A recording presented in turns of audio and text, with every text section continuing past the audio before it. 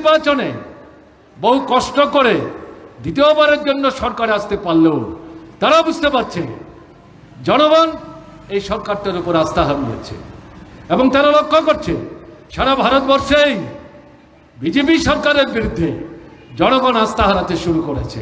সেই কারণে কেন্দ্রের বিজেপি সরকারও জনগণের উপর আস্থা হারিয়ে তাদের বিরুদ্ধে ফ্যাসিস্ট আক্রমণ তারা কেন্দ্রীভূত করার চেষ্টা করছে।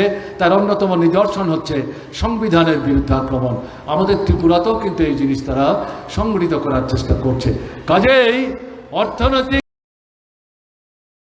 দাবির আন্দোলন এবং রাজনৈতিক স্লোগান এই কেন্দ্রের দুঃশাসনকে ক্ষমতাচ্যুত করার জন্য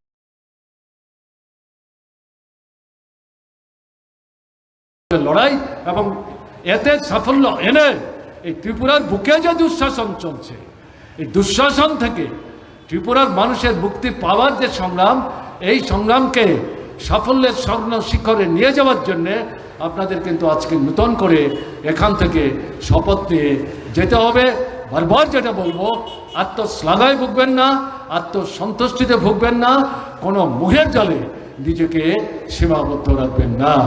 নূতনদের সংগঠিত করার চেষ্টা করুন। নারী, পুরুষ, ধর্ম, বর্ণ, সম্প্রদায় নির্বিশেষে এই সবাইকে ঐক্যবদ্ধ করতে হবে। শ্রমিক শ্রেণীকে, এটা আপনাদের উপর ঐতিহাসিক দায়িত্ব। আপনাদেরই নেতৃত্বের ভূমিকা নিতে হবে এবং সেখানে কোনো রকম জড়তার সুযোগ নেই, আড়ষ্টতার সুযোগ নেই। নিজের উপর আত্মবিশ্বাসে ভর করে নেতৃত্বের ভূমিকা দেওয়ার জন্যে ঝান্ডা কাঁধে নিয়ে সমস্ত অংশের মানুষকে সংগঠিত করার ক্ষেত্রে সামনের সারি দাঁড়িয়ে আপনাকে কিন্তু মানুষকে পথ দেখাতে হবে। আপনারা এই দায়িত্ব পালনে নিশ্চয়ই স্বতঃপ্রণোদিত ভূমিকা নেবেন।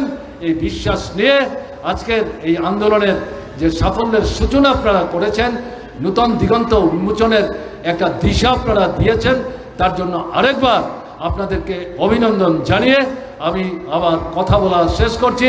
ভালো থাকবেন, আমার আন্তরিক অভিনন্দন নেবেন এবং আপনারা